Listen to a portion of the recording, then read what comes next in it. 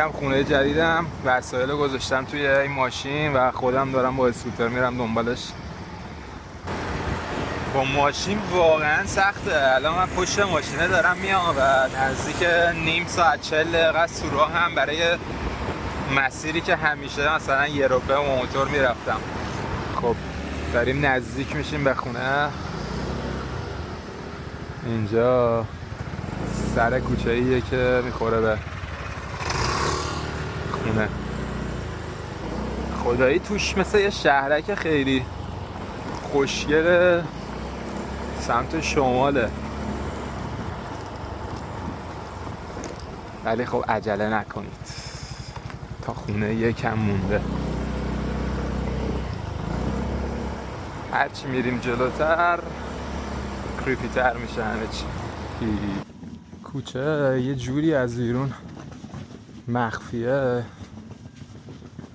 که راحت پیداش نمی‌کنی. آخر مجبور شدم خودم با وسایل از یه جایی پیاده بیام، چون راننده تاکسی‌ها رو انقدر دنبال خودم چرخوندم که آقا بیا این وره بیا اون وره، دیگه روم نشد بگم آقا باز پیدا نکردم. وسایل گذاشتم اونجا، یه 100 متر 200 متر پایین‌تر بود.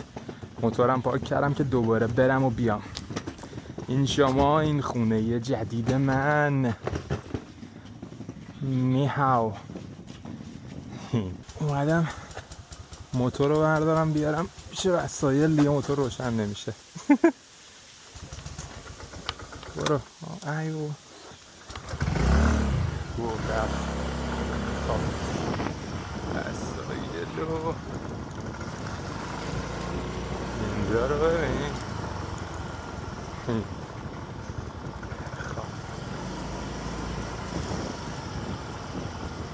این کوچه مخفی ما، هیچ تابلو هیچ اثری از اسم ویلا و اسم اینجا نیست.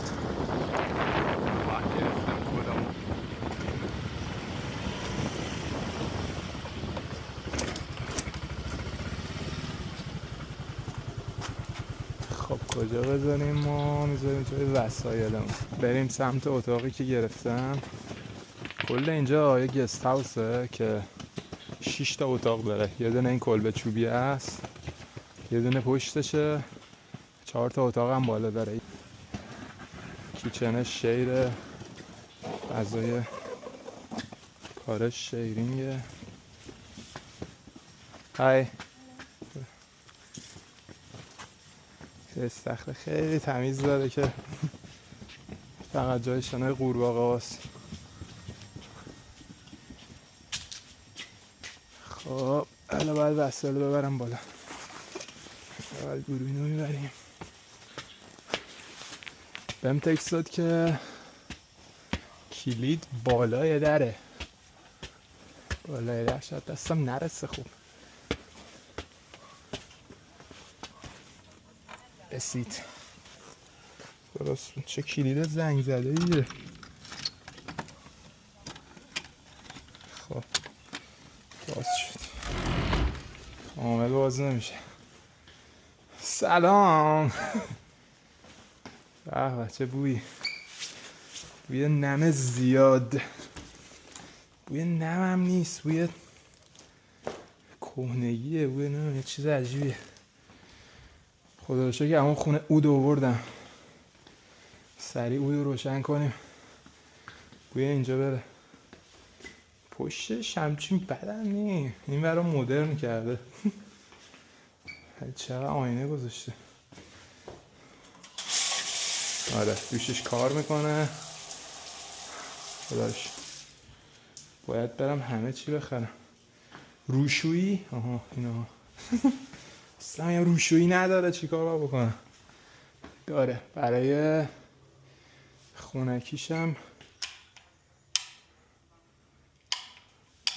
اسپیدیت در نظر گرفته، ولی اسپیدیت کنترلش کو. فکر کنم باید برم یه بالش بخرم. خیلی بالش ده. کثافت ظلماتیه. یه بالش میخرم. باید برم یه خرید بزنم. مای ظرفشویی و مای دستشویی و سری چیزای اینطوری اولیه باید بگیرم. خب تا شب نشده بگرد پسر خونه رو. چرا باید این صدا رو بدی خدایا؟ خب من شب اینجوری گیر کنه در که میمیرم. بعد از 3 هفته زندگی توی بالی بالاخره این اولین هفتمه که قراره که تنها باشم، چون که حالا هفته‌های قبل با بچه‌ها شیر بودیم، یعنی یه گست هاوسی بود که هر کسی یه اتاقشو داشت، ولی الان جدا کردیم. من خودم اومدم یه گست هاوس دیگه. یه صدای آبه. چیزی نیست. حالا فعلا یه روزه، انشالله که شب شه ببینیم چجوری میشه. تنها کاری که تونستم بکنم این بود که یه هفته‌ای گرفتم خونه رو و گفتم که بذار ببینم میتونم یا نه تحملش بکنم همه چی. و اگه اوکی بود که یه ماهو باش میبندم و یه ماه اینجا رو میگیرم، اگه نه برای یک هفته من $75 گذاشتم برای خونه وحشت. خب اینم فضای شیرینگشه که مال کل گست هاوسه و همه میتونن ازش استفاده بکنن. دور تا دورش دکوره و به درد منی که دوست دارم کار تولید محتوا بکنم اینجا بی‌نظیره. واقعا جای جالبیه. بعد این در باز میشه به روی این مزرعه زیبا. و یه ذوق دیگه ای هم که دارم اینه که من دیشب درون خریدم و اینجا جون میده واسه درون بازی. اینا درون رو بدم بالا ببینم که اینجاها چه خبره کلن توی این منطقه پر نخل زیر نخلا. خب اینم آشپزخونه است که قراره برای خودم کلی چیزای خوشگل درست بکنم و بخورم. ببینم چیا داره.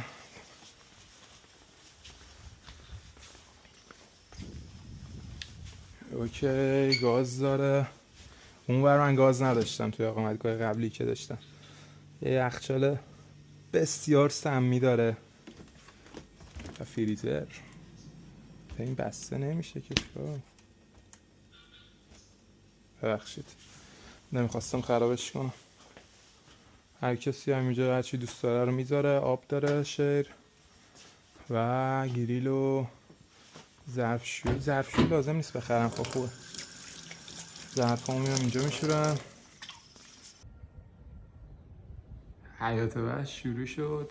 فعلا ما یه دونه کوچولو.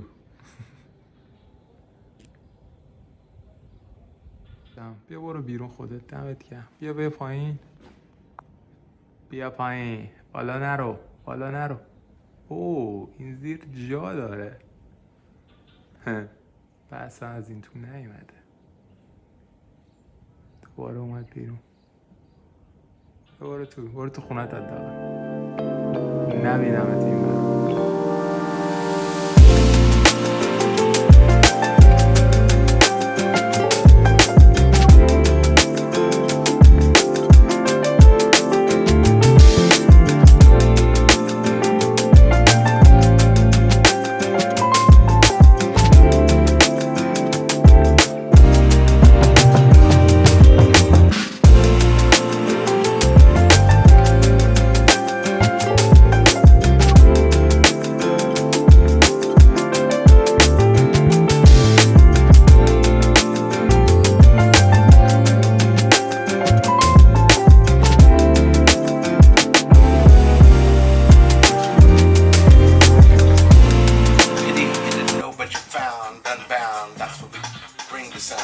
Audio, visual, ritual, and where it's visceral, hit you at the basic is fine. Waste no time with the bass line here at the place called Bali. Ali over the folly, remain jolly.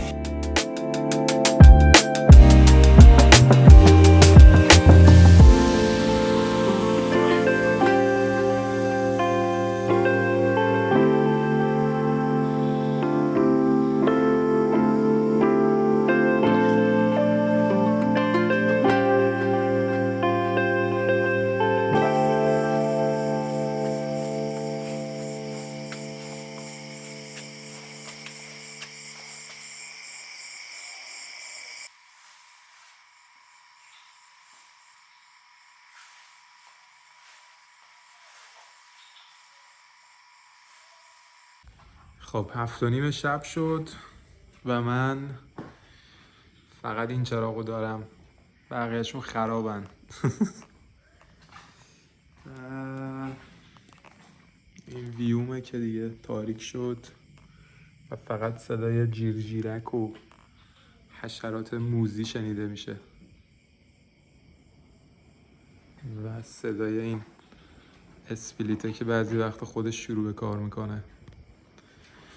خلاصه که اینم از اولین تجربه تنهایی من در خونه جذاب جدیدم.